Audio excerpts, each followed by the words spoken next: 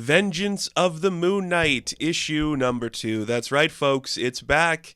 The new ongoing, I say ongoing, but I don't know how long that's going to go on for. It is the new Jed MacKay and Alessandro Cappuccio Moon Knight run. Marc Spector died. A new Moon Knight has taken his place. The colors are reversed. I really dug the first issue. You know, there was so much intrigue and mystery to build up to. Something different was happening. It is kind of like the revitalization the character has never had. We have had multiple runs of Moon Knight, but we've never had, like, the expanding legacy of the character. Say we were to introduce him into a movie, and then that actor would grow out of the role. We'd need somebody to replace him. We've never truly had that for Moon Knight. Now we have Badir, and we have whoever this new character is supposed to be. I still don't know. This issue in particular really set up a lot of ideas of what it could be, but I don't actually know. And we'll get into kind of like what those are. I think, oh man, I don't know if I want to say this. I'm thinking maybe there's going to be hints in the Doctor Strange book that MacKay is writing because there was some magic at play here. Interesting. Or was it more like weapons? Like, I don't know. We'll get into it. So last issue, it was kind of about Reese talking to Dr. Sterman, like about like the events that happened when they were attacked by Moon Knight, this new Moon Knight. And this issue is all about Tigra talking to Dr. Sterman, like, how did you handle the situation?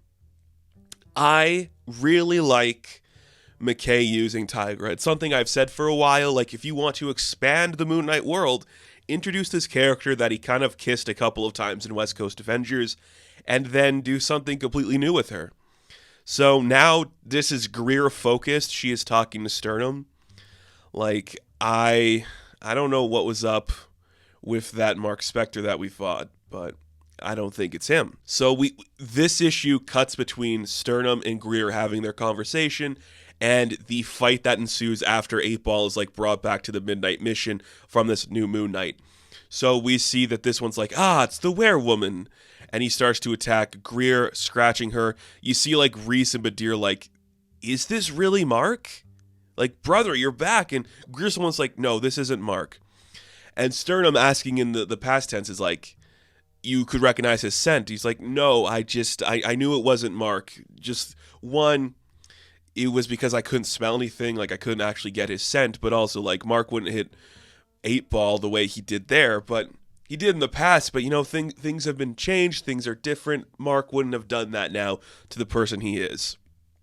Sterman's like, well, when I talked to Reese seemed very adamant in that. And she's like, well, Reese is a child still. She doesn't know the world the way we do, you know? And she herself is somebody that came back from the dead. So this Moon Knight, he threatens them. He's like, all of you out of my house, I have work to do. And you're surplus to requirements. You're like, okay. But then Badir steps up, and Hunter's Moon is like, brother, if that's truly you, let me help you. If it is not, then you better get the fuck away from this place right now. If it's truly my brother, Marc Spector, then you should remove your mask, or I will remove it for you. And he's like, you're not ready for what's under my mask. And you're like, okay. So then the Moon Knights fight, and it is pretty cool. Soldier's holding a gun. He's like, do I shoot? Is it him? And Reese is like, I don't know. So it's just Marc and Badir. Sorry, let me rephrase that. It's Moon Knight and Badir fighting. I'm so used to saying it's Marc, but using different weapons, using a different type of technology, it's pretty cool. Just wiping the floor of Badir for a little bit, you know? So this issue, it's all about Greer. So the subject comes up, which is really cool to explore. It reminds me a lot of like how Christopher Cantwell used Patsy Walker Hellcat in his Iron Man run.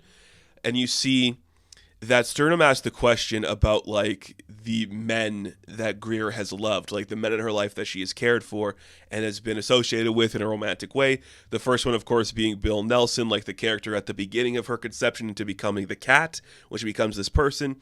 She talks about, like, him being a police officer and how she loved him, but he wanted women to behave a certain way, and she could never be that thing because she was a little more feral, a little more, like, dangerous. And when she became Tigra and she became this thing, it was kind of like Bill's death that gave her the claws to grow into the person she is. And when the costume stopped being a costume, that is when, you know, everything came out, fangs and all.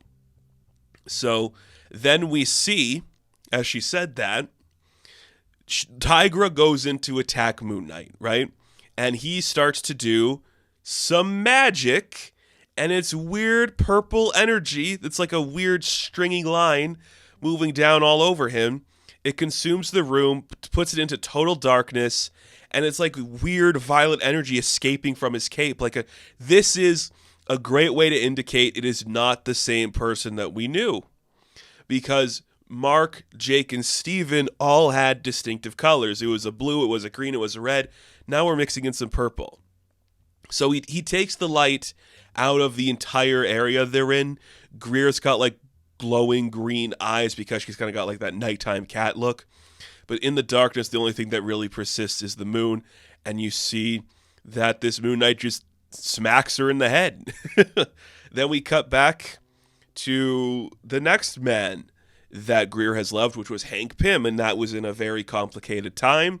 It was like the secret invasion was going on, and they had the Avengers Academy, but it's kind of cool how she explains all this stuff where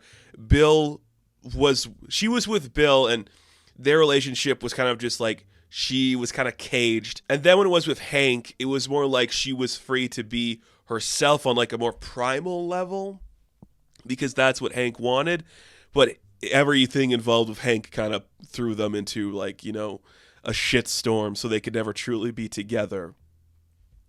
So as she is explaining this to Sterman, we see Soldier and Reese are the last two to stand in the way of Moon Knight, and you see Reese just goes, okay, if you want the mission, it's yours, take it. And he's like, this is a trick. It's like, no, you're Moon Knight, this is the Midnight Mission. Go ahead, take it, walk inside. And that brings us, with Sterman and Greer, to the tale of Marc Spector, who was perfect love. The way this is set up, and the way that Greer explains it is like, Bill wanted something she wasn't. Hank didn't understand what she was, but Mark and her connected on like this level of, we were both broken people. We both had to like restart and try again so many times that we needed each other to heal in that way, which I really, really love. That's a really cool idea for those characters. He was this wild dog and she was this feral cat, and I love that explanation. Two people that just had so much damage to them that to heal they needed each other. And they're surrounded by these people that kind of have it all together, and they needed each other to truly heal and properly get together. I dig that so much. A really cool explanation for their relationship. It's beautiful. I love Marlene. I'm all about Marlene, but if we're not going to do Marlene, I've always said it should be Greer. It makes perfect sense for me. I like that. So then we see this new Moon Knight walk into the Midnight Mission, and it goes against him. So the building itself like moves around him, so this new Moon Knight can't enter the Midnight Mission, which is a really cool thing to see. I really dig that.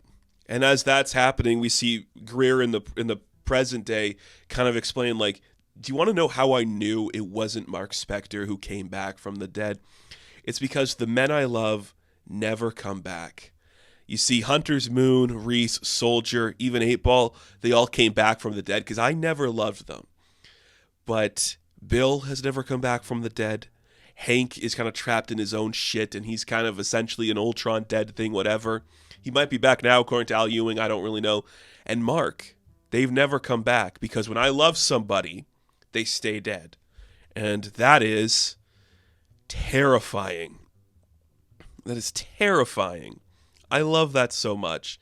So we then cut back to the end, and we see that this Moon Knight is trying to use his magic, his purple magic, whatever that may be, to get out of the building. So he returns outside, and the team is standing over him like, guess you're not really Mark, are you? And he's like, look, this changes nothing.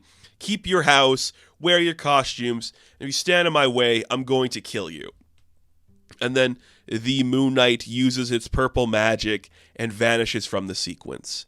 And that is how the book ends, with Greer announcing she knows Mark isn't coming back because she loved him and she's not allowed to be happy. And this new Moon Knight doing something with swirling energy, and it's so interesting. Because, look, the first issue is like, here's this bulky SOB that's coming in with different weapons, claiming to be Moon Knight. And now this one, we are firmly establishing something new. It's not liked by the mission. It doesn't have the same scent as Mark Spector, but it's also using magic to take the lights out of the area, like literally turning the scene into nighttime. So this is where I was like, interesting. So the sequence where like the Moon Knight turns everything to darkness, he goes, "Do you feel that? Darkness, even your eyes can't see through. Even your nose can't sniff through. Not with all that pepper powder."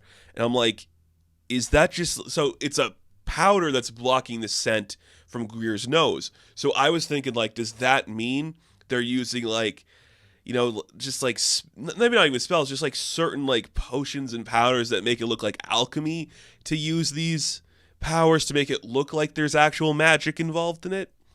Maybe. But I think like the use of the purple lighting indicates that there's something foul at play.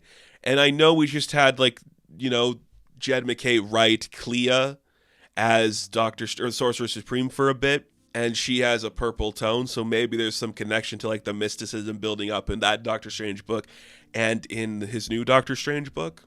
I don't know. I feel like there's something else at play here. Zodiac, I don't think it's Zodiac, but I don't know who it's going to be.